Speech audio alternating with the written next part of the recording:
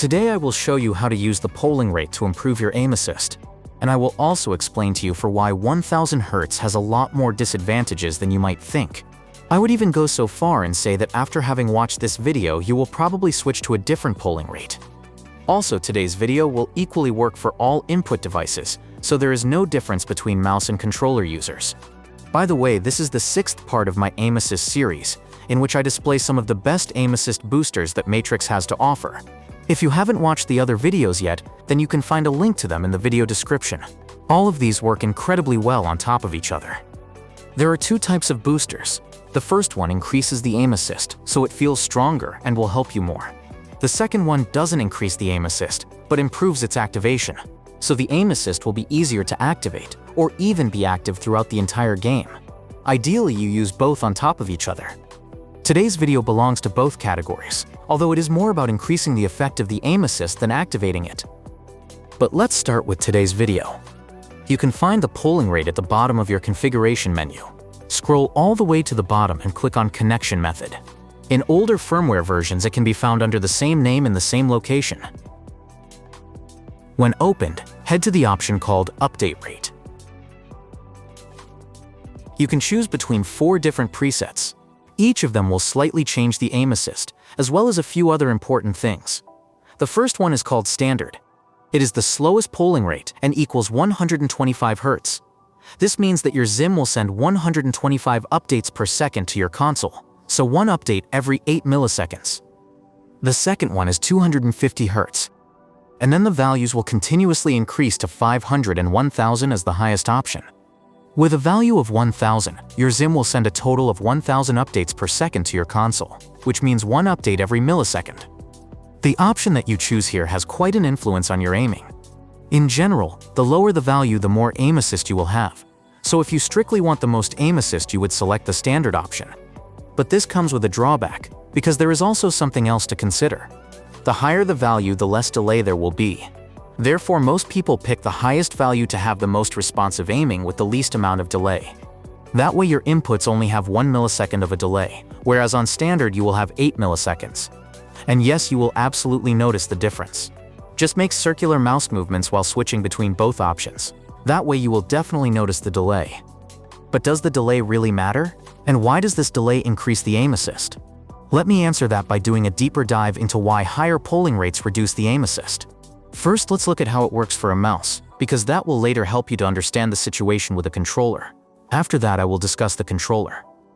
Here you can see a website that lets me measure my polling rate. You can also test your polling rate inside your XIM Manager, which is what I have shown in this video here.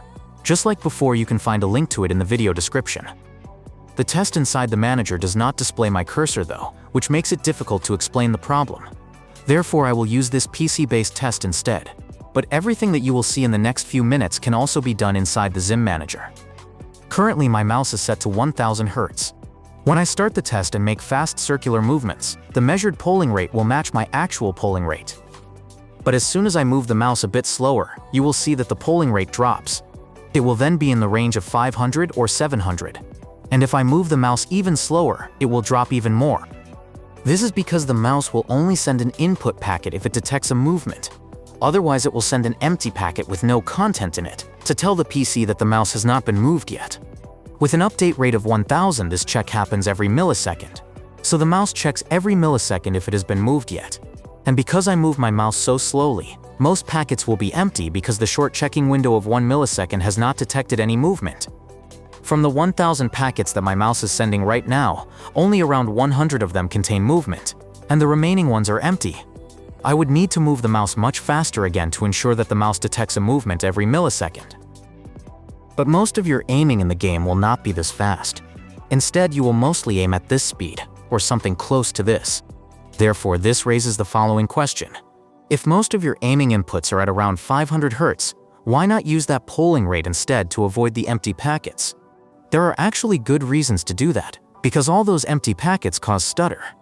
If you have ever set your XIM to 1000 Hz and moved your mouse as slow as I am about to do now, then you will notice that there will be a lot of stutter. This is because over 90% of your packets are empty. And if you have watched my previous aim assist videos, you will know that mouse stutter heavily reduces the aim assist. But if you set your XIM to 125 Hz, the stutter will basically be gone. This is because on lower polling rates, your XIM accumulates all those packets and bundles them into one larger packet. For example, 8 packets at a rate of 1000 are bundled into one packet when using 125 Hz. And the chance for all of these 8 packets to be empty is really low. That is why lower polling rates feel so much smoother, and as a result also have much more aim assist. Before I tell you the most optimal polling rate, here is a short summary on all 4 values. There is also something else to consider. Most console games don't process games faster than 125 Hz or 250 Hz. So using anything above that will not result in a better performance in-game, but just reduce your communication delay between the XIM and your console. Another important thing is to make sure that your mouse either polls at the same rate as your XIM or at a higher one. Do not use a polling rate for your mouse that is slower than the one of your XIM. Otherwise you will add even more empty packets, and as a result have even more stutter. Now because most games process inputs at 125 or 250 Hz, the best polling rate for your XIM is usually either 250 or 500 Hz. Use the lower one if you want to have a bit more aim assist, or the higher one if you prefer more responsive aiming inputs. Both polling rates ensure that you will have far less empty packets than with 1000 Hz. And as you can see in the chart, the delay is almost the same as for the highest polling rate. So you basically only have advantages when using one of these 2 polling rates. Most XIM users are sadly not aware of this and therefore think 1000 Hz is the best value. And because they don't know about all of this, they will start to criticize you when not using 1000. This is why most of my configuration tutorials use 1000 Hz, although 250 or 500 would actually be better. Now that I have finally uploaded this video to clarify that, I can probably start to change that though. Future complainers can then just be referred to this video then. For controller users, the same concept applies. However, there is one big difference. While mice allow you to change their polling rate, most controllers don't support that. They will always run on one specific polling rate, which is usually either 125 Hz or 250. For example, Xbox controllers are locked to 125 Hz. You can force them to run on a higher polling rate, but in reality, they just achieve that by adding a lot of empty packets. So just like in the mouse example from earlier, where the polling rate tester showed 125 Hz, but the mouse was meant to send 1000. There are only very few controllers which truly support 1000 Hz. 2 examples are the Nexus controller from the XIM company, and the DualSense Edge from Sony. Therefore, the best polling rate in your XIM configuration for controller users is always the native polling rate of your controller.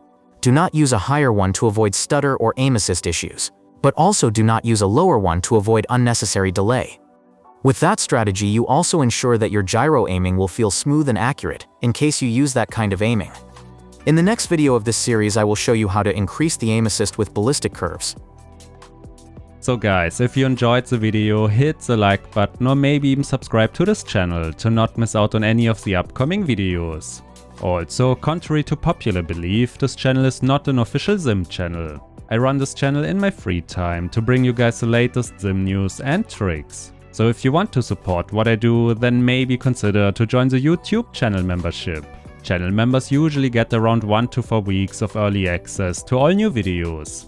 Plus, we also have a nice little Discord to discuss XIM settings and other stuff. But that's about it for this video, guys. Thanks for watching and I will maybe see you in the next one.